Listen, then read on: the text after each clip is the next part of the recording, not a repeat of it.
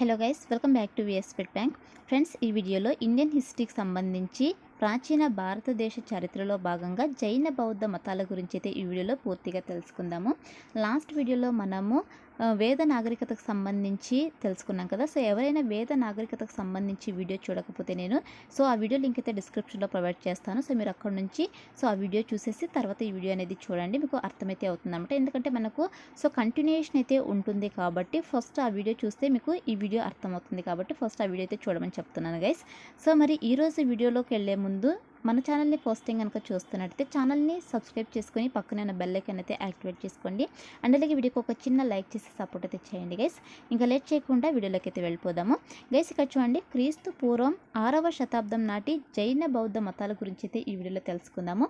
So first వచ్చేసి జైన మతం గురించి అయితే తెలుసుకుందాము. జైన మతం బౌద్ధ మతం కంటే చాలా ప్రాచీనమైనది అన్నమాట. జైన మతంలో మొత్తం 24 మంది తీర్థంకరులు ఉన్నారనమాట. సో ఈ పాయింట్ చాలా ఇంపార్టెంట్ అండి. సో జైన మతంలో ఎంతమంది తీర్థంకరులు ఉన్నారు అంటే 24 మంది అని చెప్పేసి మీరు గుర్తుపెట్టుకోవాల్సి ఉంటుందన్నమాట. అండ్ అలాగే జైన మత గురువులను ఏమంటారు అంటే తీర్థంకరులు అని అంటారనమాట. సో తీర్థంకరులు అంటే అర్థం ఏంటి అంటే మార్గదర్శకులు అని అర్థం వస్తుందన్నమాట. వీరిని జినులు లేదా జయించిన వారు అని కూడా అంటారనమాట. అండ్ అలాగే జైన మత పవిత్ర గ్రంథాలను ఏమంటారు అంటే అంగములు అని అంటారనమాట. ఇవి 12 అయితే ఉన్నాయన్నమాట. అండ్ నెక్స్ట్ వచ్చేసి ఇక్కడ మనకు ఒక్కొక్క తీర్థంకరు గురించి ఎక్స్ప్లెయిన్ చేయాలంటే చాలా టైం అయితే పడుతుంది కాబట్టి ఇక్కడ ఇంపార్టెంట్ తీర్థంకరులను అయితే తీసుకున్నాము. సో ఇక్కడ చూడండి, జైన మత మొదటి తీర్థంకరుడు ఎవరు అంటే ఋషభనాథుడు అనమాట. ఇతని చిహ్నం ఏది అంటే ఎద్దు అనమాట. మీరు ఇక్కడ ఇమేజెస్ కూడా క్లియర్గా చెక్ చేసుకోవచ్చండి, ఇమేజెస్ కూడా యాడ్ చేస్తాము. అండ్ అలాగే ఇతను కైలాస శిఖర పర్వతం వద్ద నిర్యాణం చెందాడు అనమాట. అండ్ అలాగే జైన మత 22వ తీర్థంకరుడు ఎవరు అంటే అరిష్టనేమినాథుడు అనమాట. ఇతను వచ్చేసి తీర్థంకరుల్లో ఇతడు ఒక్కడే ఆంధ్రుడు అనమాట. ఇతని చిహ్నం ఏది అంటే శంఖం అనమాట. అండ్ నెక్స్ట్ వచ్చేసి పార్శ్వనాథుడు. సో ఇతను వచ్చేసి జైన మత 23వ తీర్థంకరుడు అనమాట. ఇతనిని చారిత్రకంగా జైన మత స్థాపకునిగా పేర్కొంటారు. ఇతని చిహ్నం ఏది అంటే పాము అనమాట. ఇక్కడ మీరు ఇమేజెస్ కూడా చెక్ చేసుకోండి గైస్. అండ్ అలాగే నెక్స్ట్ వచ్చేసి వర్ధమాన మహావీరుడు అనమాట. ఇతను వచ్చేసి జైన మత 24వ తీర్థంకరుడు అనమాట. సో ఇతనిని జైన మత నిజమైన స్థాపకుడిగా పేర్కొంటారనమాట. ఇతని చిహ్నం ఏది అంటే సింహం అనమాట. ఇతను పంచసూత్రాలలో చివరిది అయినటువంటి బ్రహ్మచర్యం పాటించాలి అనే దానిని చేర్చాడనమాట. అండ్ అలాగే ఆంధ్రదేశంలో మొట్టమొదటి జైనాచార్యుడు ఎవరు అంటే కొండకుందనాచార్యుడు అని గుర్తుపెట్టుకోవాల్సి ఉంటుంది. ఇతను ఏ జిల్లాకి చెందినవాడు అంటే అనంతపురం జిల్లాకి చెందినవాడు అనమాట. సో అనంతపురం జిల్లా కొనకొండ్ల గ్రామానికి చెందినటువంటి వ్యక్తి అనమాట. ఈయన సమయాసారం, నియమాసారం, ప్రవచనాసారం అనే గ్రంథాలను రచించాడు అనమాట. సో సరస్వతి గచ్చ, బలత్కార గచ్చ అనే సంఘాలను స్థాపించాడు అనమాట. అండ్ నెక్స్ట్ వచ్చేసి ఒక వర్ధమానుడు సంబంధించి పూర్తి డీటెయిల్స్ కనుక చూసుకున్నట్టయితే ఇక్కడ చూడండి, వర్ధమానుడు క్రీస్తు పూర్వం 540 నుంచి 468 వరకు కూడా ఇతని కాలం అనమాట. సో క్రీస్తు పూర్వం 540లో బీహార్లో వైశాలి దగ్గర కుందా గ్రామంలో జన్మించాడనమాట. సో ఇతను వచ్చేసి జ్ఞాతిక క్షత్రియ శాఖలో జన్మించాడనమాట. సో తండ్రి వచ్చేసి సిద్ధార్థుడు, తల్లి వచ్చేసి త్రిశాల అనమాట. సో లచ్చవి రాకుమర్తె అనమాట ఈమె. అండ్ అలాగే ఇతని అసలు పేరు ఏంటి అంటే వర్తమానుడు అనమాట. అండ్ అలాగే ఇతని భార్య పేరు వచ్చేసి యశోద, కూతురి పేరు వచ్చేసి ప్రియదర్శి అనమాట. సో కూతురి పేరు ప్రియదర్శినినే అన్నోజా అని కూడా అంటారనమాట. సో ఈమెను జమాలికిచ్చి వివాహం చేశాడు. ఇతను 30 సంవత్సరాల వయసులో ఇంటిని వదిలి సత్యాన్వేషణకై బయలుదేరాడు అనమాట. అండ్ నెక్స్ట్ వచ్చేసి 12వ సంవత్సరం లేదా 12.5 సంవత్సరాలు ధ్యానం తపస్సు ఫలితంగా జృంబికా గ్రామంలో రిజుపాక నది ఒడ్డున గల సాలవృక్షం క్రింద జీనత్వం పొందాడనమాట. అప్పుడు వర్ధమానుడు కైవల్యం పొందాడనమాట. సో కైవల్యం అంటే సంపూర్ణ జ్ఞానం అనమాట. వర్ధమానుడు మహావీరునిగా పేరు పొందాడనమాట. సో అప్పటికి అతడి వయస్సు వచ్చేసి 42 సంవత్సరాలు అనమాట. సో మహావీరుని యొక్క మొట్టమొదటి శిష్యుడు ఎవరు అంటే జమాలి అని చెప్పేసి మీరు గుర్తుపెట్టుకోవాల్సి ఉంటుందన్నమాట. అండ్ నెక్స్ట్ వచ్చేసి జైన మత త్రిరత్నాలు కనుక చూసుకున్నట్టయితే సో మనకు 3 అయితే ఉన్నాయండి. సో మొదటిది వచ్చేసి సరైన దర్శనం అనమాట. సో సరైన దర్శనం అంటే ఏంటి? తీర్థంకరులు బోధనల్లో శ్రద్ధగా ఉండాలి అని చెప్పేసి సూచిస్తుందన్నమాట. అండ్ అలాగే రెండవది వచ్చేసి సరైన జ్ఞానం అనమాట. సో బోధనలోని సత్యాన్ని గ్రహించటమే సరైన జ్ఞానం అనమాట. మూడవది వచ్చేసి సరైన చరిత్ర లేదా శీలం అనమాట, వాటిని పాటించడమే. అండ్ నెక్స్ట్ వచ్చేసి మహావీరుడు ద్వైత్వ సిద్ధాంతాన్ని విశ్వసించాడు అనమాట. దీన్ని ఏమంటారు అంటే శాదవాదం అని అంటారనమాట. వర్ధమాన మహావీరుడు 72 సంవత్సరాల వయసులో బీహార్ రాష్ట్ర పాట్నా జిల్లాలోని పవవపురిలో హస్తిపాలుడు అనే రాజు యొక్క గృహంలో నిర్యాణం పొందాడనమాట. అంటే నిర్యాణం అంటే ఏంటి? మరణించాడు అనమాట. సో ఇక్కడ నోట్ కనుక చూసుకున్నట్టయితే పాట్నా నగరానికి ప్రాచీన పేరు ఏది అంటే పాటలీపుత్రం అనమాట. సో ఇప్పుడు పాట్నా అంటున్నారు కానీ సో ప్రాచీన పేరు ఏది అంటే పాటలీపుత్రం అని చెప్పేసి మీరు గుర్తుపెట్టుకోవాల్సి ఉంటుంది. పాటలీపుత్రంలోనే సో ఈ వర్ధమాన మహావీరుడు సో ఎవరి గృహంలో నిర్యాణం పొందాడు అంటే సో పవవపురిలోని హస్తిపాలుడు అనే రాజు యొక్క గృహంలో నిర్యాణం పొందాడు అంటే మరణించాడు అని చెప్పేసి మీరు గుర్తుపెట్టుకోవాల్సి ఉంటుంది. అలాగే వర్తమానుడు అర్ధ మగాధి భాషలో బోధించాడు అనమాట. అండ్ నెక్స్ట్ వచ్చేసి జైనమత సిద్ధాంతాలు కనుక చూసుకున్నట్లయితే ఇవి జైనమత సిద్ధాంతాలు 3 అయితే ఉన్నాయండి. సో ఫస్ట్ వచ్చేసి త్రిరత్నాలు అనమాట, రెండవది వచ్చేసి సల్లేఖన వ్రతం అనమాట, మూడవది వచ్చేసి పంచసూత్రాలు అనమాట. సో ఇక్కడ పంచసూత్రాలు కనుక చూసుకున్నట్టయితే మొదటిది వచ్చేసి అహింస, రెండవది వచ్చేసి సత్యం, మూడవది వచ్చేసి అసత్యం, అదేవిధంగా నాలుగవది వచ్చేసి బ్రహ్మచార్యం, ఐదవది వచ్చేసి అపరిగ్రహం అనమాట. సో ఇవి వచ్చేసి పంచసూత్రాలు అనమాట. అండ్ నెక్స్ట్ వచ్చేసి అనేకాంతవాదం జైన మతానికి సంబంధించినది అనమాట. సో మహావీరుని 11 మంది శిష్యులను ఏమంటారు అంటే గాంధారులు అని అంటారనమాట. సో వీరిలో ప్రధానమైన వాడు ఎవరు అంటే ఆర్య సుధారామన్ అనమాట. సో జైనమత సిద్ధాంతాలు పాళీ లేదా ప్రాకృతి భాషలో కలవు అనమాట. ప్రాచీన కాలంలో జైన మతాన్ని ఎక్కువగా అనుసరించిన వారు ఎవరు అంటే వర్తకులు అనమాట. సో పార్యనాథుడిని జైనులు వాసుదేవునికి దగ్గరి చుట్టంగా భావించారు అనమాట. అండ్ అలాగే జైన మత క్షేత్రాలు కనుక చూసుకున్నట్టయితే సో మనకు ఒరిస్సాలోని ఉదయగిరి గుహలు అనమాట, అండ్ అలాగే మహారాష్ట్రలో ఎల్లోరా, రాజస్థాన్లో వచ్చేసి మౌంట్ అబూ వద్ద దిల్వారా ఆలయాలు అనమాట, కర్ణాటకలో వచ్చేసి శ్రావణ బెళగళలోని గోమటేశ్వర విగ్రహం బాహుబలి అనమాట, నల్గొండలో వచ్చేసి మనకు కొలనుపాక అంటే తెలంగాణలో అయితే ఉందండి. సో మీరు ఇక్కడ ఇమేజెస్ కూడా క్లియర్గా చెక్ చేసుకోవచ్చు. అండ్ అలాగే జైన సంఘ సమావేశాలు కనుక చూసుకున్నట్టయితే జైన సంఘ సమావేశాలు 2 అయితే జరిగాయండి. సో మొదటి సమావేశం, రెండవ సమావేశం అనమాట. సో మొదటి సమావేశం కనుక చూసుకున్నట్టయితే పాటలీపుత్రంలోని క్రీస్తు పూర్వం 300 కాలంలో మౌర్య చంద్రగుప్తుని కాలంలో సో స్థూలభద్ర అధ్యక్షతన జరిగిందనమాట. సో 12 అంగాలను సంకలనం చేశారు అనమాట. అలాగే రెండవ సమావేశం వచ్చేసి కళింగ లేదా వల్లభి గుజరాత్లో క్రీస్తు పూర్వం 160 లేదా క్రీస్తు శకం 5వ శతాబ్దం దేవార్ది క్షమాపణ అధ్యక్షతన కారవేలుడు కాలంలో జరిగిందనమాట. సో దీనిలో జైన మతం 2 భాగాలుగా విడిపోయిందనమాట. సో మొదటిది వచ్చేసి శ్వేతంబరులు, రెండవది వచ్చేసి దిగంబరులు అనమాట. సో శ్వేతంబరులు అంటే తెల్లని వస్త్రాలు ధరించేవారు స్థూలభద్రుని అనుచరులు అనమాట. అదేవిధంగా దిగంబరులు అని ఎవరిని అంటారంటే సో వస్త్రాలు ధరించని వారు భద్రబాహుని అనుచరులు అనమాట. సో ఇది వచ్చేసి మనకు జైన మతం సంబంధించినటువంటి కంప్లీట్ ఇన్ఫర్మేషన్ అండి. అండ్ నెక్స్ట్ బౌద్ధ మతం గురించి కనుక చూసుకున్నట్టయితే సో బౌద్ధ మత స్థాపకుడు ఎవరు అంటే గౌతమ బుద్ధుడు అని చెప్పేసి గుర్తుపెట్టుకోవాల్సి ఉంటుంది. ఇతను క్రీస్తు పూర్వం 563లో లుంబిని వనంలో జన్మించాడనమాట. సో ఇప్పుడు లుంబిని వనాన్ని ఏమంటారంటే నేపాల్ అనమాట. సో నేపాల్లో ఉన్నటువంటి లుంబిని వనంలో జన్మించాడు. ఇతడి తల్లి మాయాదేవి అనమాట. ఈమె వచ్చేసి కొలియ తెగకు చెందిన రాజకుమార్తె అనమాట. తండ్రి వచ్చేసి శుద్ధోద్ధనుడు కపిలవస్తు రాజ్యవంశానికి చెందినటువంటి వ్యక్తి అనమాట ఇతను. అండ్ అలాగే బుద్ధుడి అసలు పేరు వచ్చేసి సిద్ధార్థుడు అనమాట. సో పుట్టిన 7వ రోజున తల్లి చనిపోయింది. ఇతనిని మహాప్రజాపతి గౌతమి పెంచి పోషించింది అనమాట. అంటే రెండవ తల్లిలాగా కొలుస్తాడనమాట మహాప్రజాపతి గౌతమిని.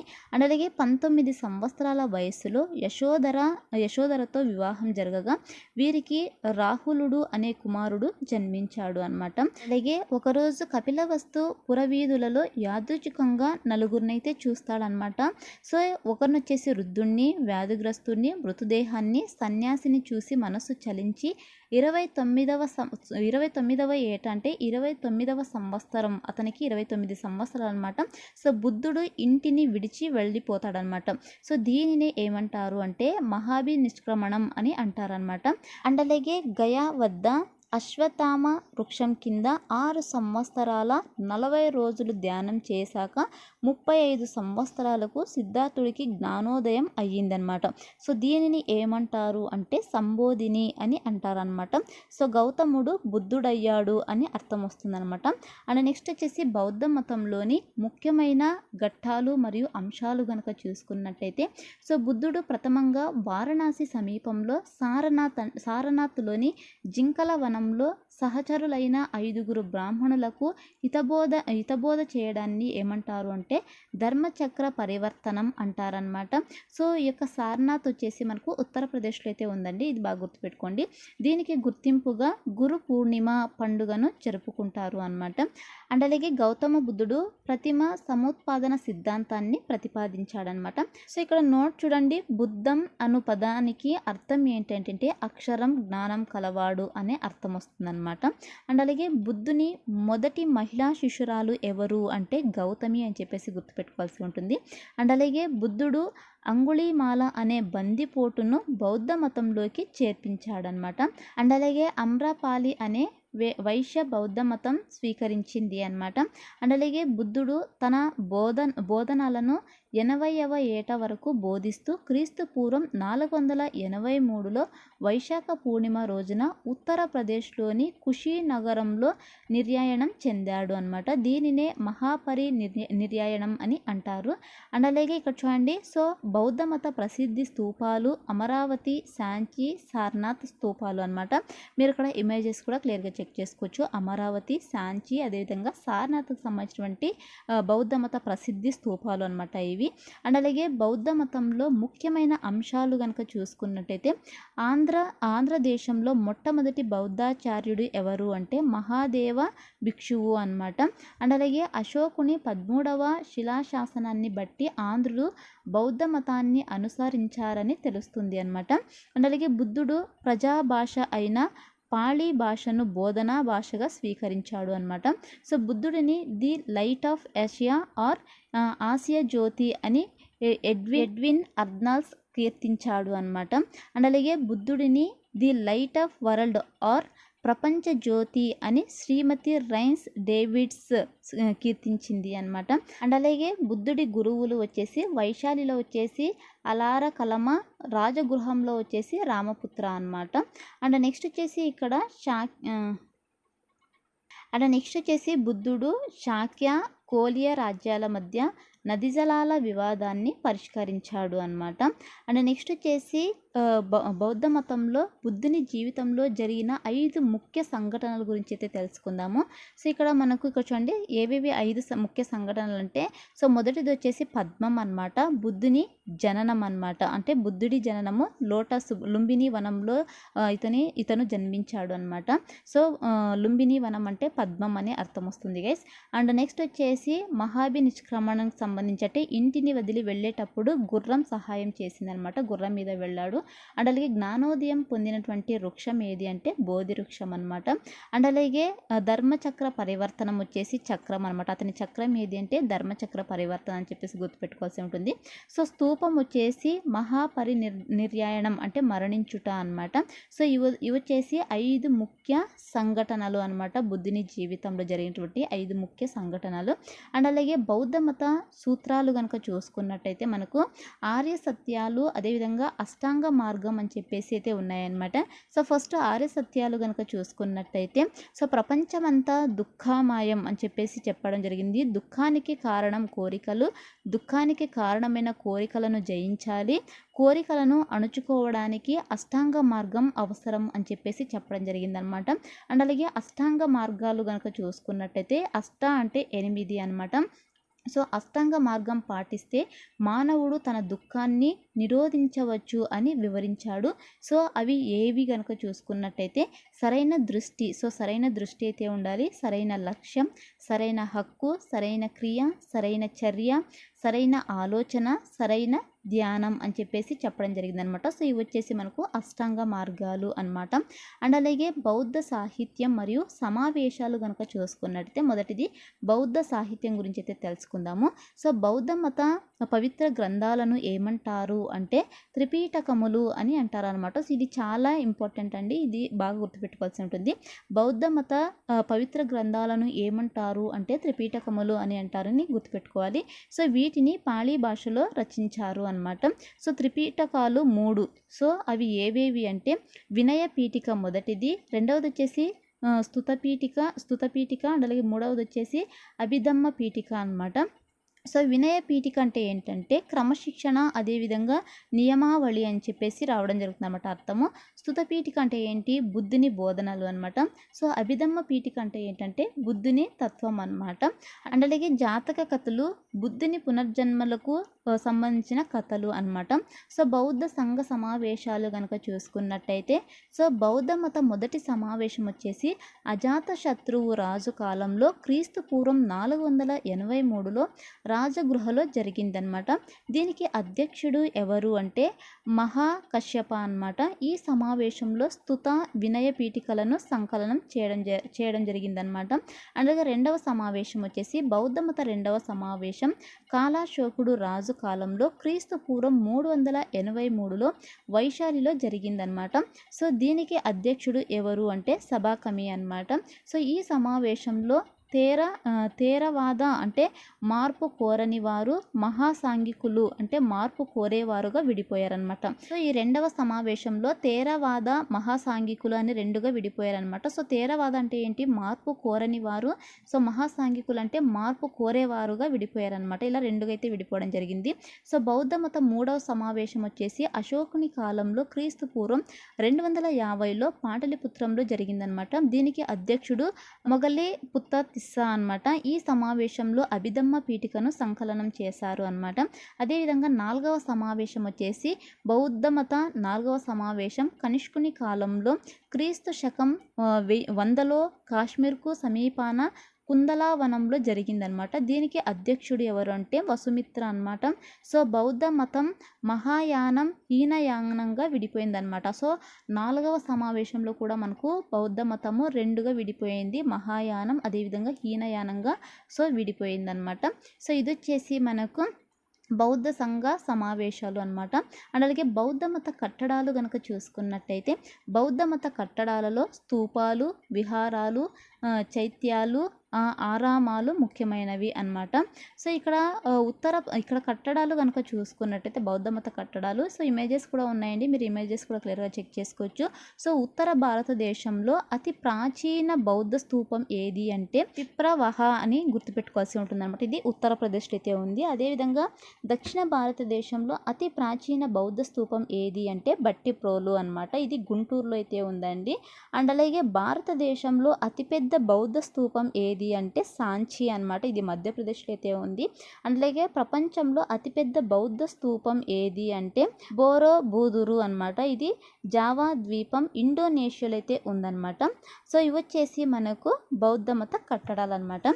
సో ఇది ఫ్రెండ్స్ మనకు బౌద్ధ మత అదేవిధంగా జైన మతకు సంబంధించినటువంటి కంప్లీట్ ఇన్ఫర్మేషను. సో ఈ వీడియో మీకు యూస్ఫుల్ అనిపిస్తే వీడియోకి ఒక చిన్న లైక్ చేసి మన ఛానల్ని సబ్స్క్రైబ్ చేసుకొని పక్కనే ఉన్న బెల్ ఐకాన్ అయితే యాక్టివేట్ చేసుకోండి.